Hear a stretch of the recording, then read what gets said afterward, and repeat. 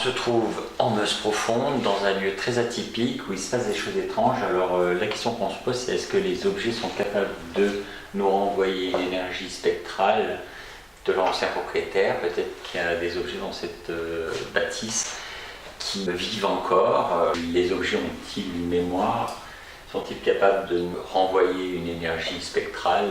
Ou peut-être que ce soir, on sera en contact avec un ancien propriétaire du bâtiment qui aurait peut-être tout simplement imprégné son objet de sa présence. J'ai rencontré le propriétaire qui nous a raconté ces phénomènes spectrales qui se passent dans ce lieu, étrange, chargé d'histoire. Bonsoir Tony, merci de nous recevoir chez vous. Vous vivez par moments des choses un peu étranges le soir, il y a des bruits, il y a des phénomènes un peu bizarres. Il y a déjà pas mal de craquements.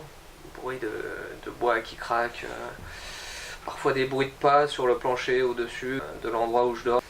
Vous m'avez dit qu'il y avait un soir, vous avez entendu comme si quelqu'un montait dans les escaliers? Oui, tout à fait, oui. Juste derrière vous, là, vous avez un escalier en bois, justement. Et j'étais avec un ami, on était en train de boire le café. Et tout d'un coup, on a entendu comme une balle qui tombait de l'escalier. Et ensuite, des bruits de pas qui montaient, quoi. Vous n'étiez pas seul, donc c'est pas une hallucination hein, quand on est Écoutez, deux à entendre. non, sur ce coup-là, on était deux et je suis allé vérifier après s'il y avait quelqu'un.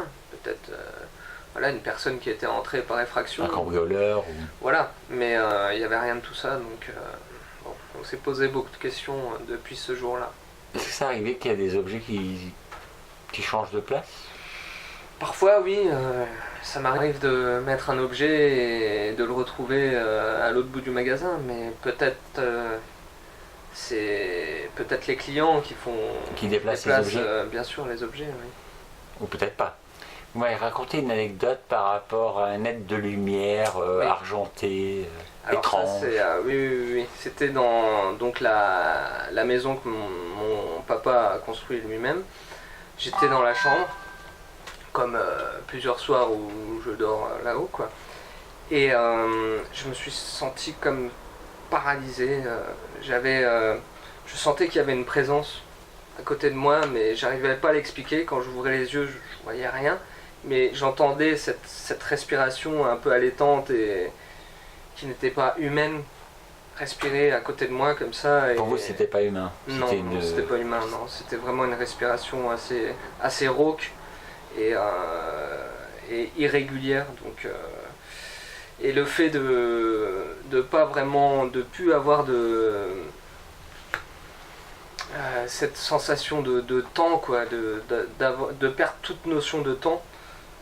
Je sais pas exactement combien de temps je suis resté paralysé comme ça, dans cet état second, on va dire. On n'est pas tout de suite parlé de cette expérience que j'ai eue. Et le lendemain, donc, on mangeait comme tous les soirs avec mes deux parents et mon frère. Et mon frère a pris la parole à un moment en disant que, en sortant de sa chambre pour aller aux toilettes, donc dans la nuit vers 3h du matin, en ouvrant la porte de sa chambre, il a vu une silhouette dorée, humanoïde, sortir, traverser ma porte et se volatiliser dans le couloir par un panache de poussière dorée, quoi. Et votre frère vous a raconté ça et... Il nous a raconté ça à table et donc de là j'ai dit bah écoutez, moi j'ai bien senti quelque chose qui n'était pas normal cette nuit-là, quoi.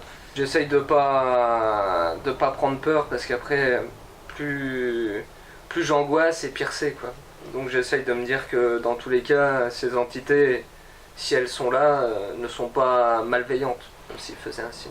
Nous, l'objectif de notre venue avec l'équipe, c'est de faire un constat, voir si éventuellement on capte quelque chose. Le fait qu'il y ait eu des centaines et des centaines d'objets, on a peut-être laissé des traces résiduelles de quelque chose ici. Les objets sont-ils lancés? Voilà, c'est le but de la question de ce reportage.